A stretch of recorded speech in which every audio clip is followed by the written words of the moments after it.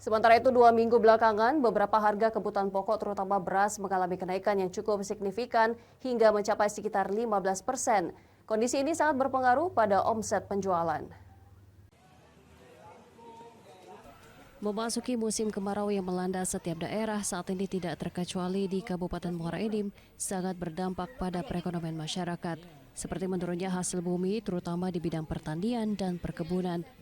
Salah satu sektor pertanian yakni berkurangnya hasil panen padi hingga membuat harga beras mengalami kenaikan yang cukup tinggi.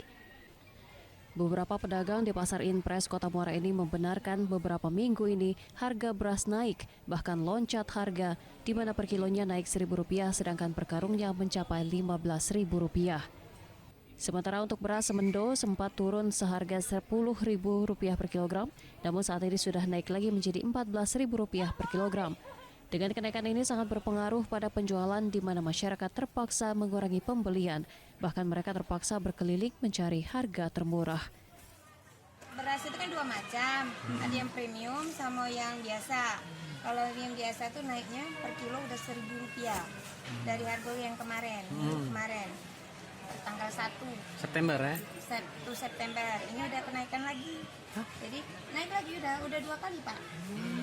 Nah, per kilonya jadi 300 perak. Jadi setiap sak itu berarti naik 15.000. Dalam minggu ini tiap hari naik. Oh, berangsur naik? Kami jualan bisa jualan, tak bisa beli. Sekali beli tertumbuk. Habis beli lagi tertumbuk lagi. Ini naik terus ya. Dari Muara Enim, Edwin Syah Satria, Ayus melaporkan.